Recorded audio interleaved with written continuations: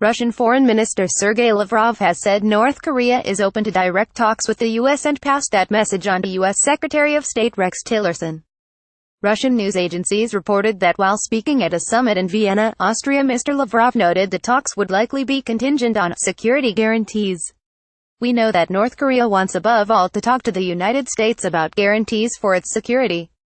We are ready to support that. We are ready to take part in facilitating such negotiations," Mr. Lavrov said. "Our American colleagues, including Rex Tillerson, have heard this.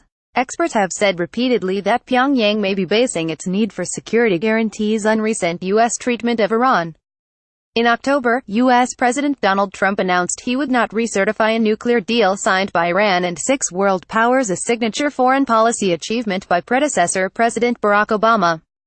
Despite the evidence provided by the United Nations on Tehran's compliance with the deal, Mr. Trump said it was too lenient on Iran and that they had violated portions of it.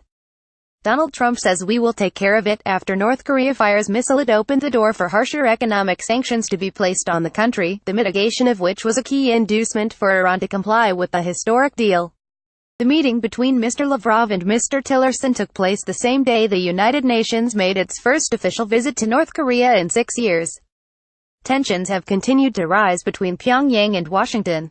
Late last month, North Korea launched an intercontinental ballistic missile ICBM, the Hwa-15, which is reportedly capable of reaching the east coast of the U.S.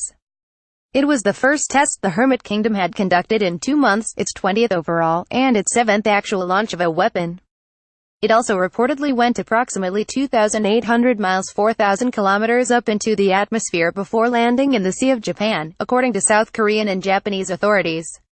U.S. Defense Secretary James Mattis said the latest missile did fly higher than previous ones. The launch came just 1 week after the U.S. declared North Korea a state sponsor of terrorism, imposing new economic sanctions on the country. North Korea was last on the state-sponsored terror list in 2008, under the George W. Bush administration. It was removed that year in a bid to salvage a deal halting its nuclear development. Mr. Tillerson said that attempt at negotiations obviously failed.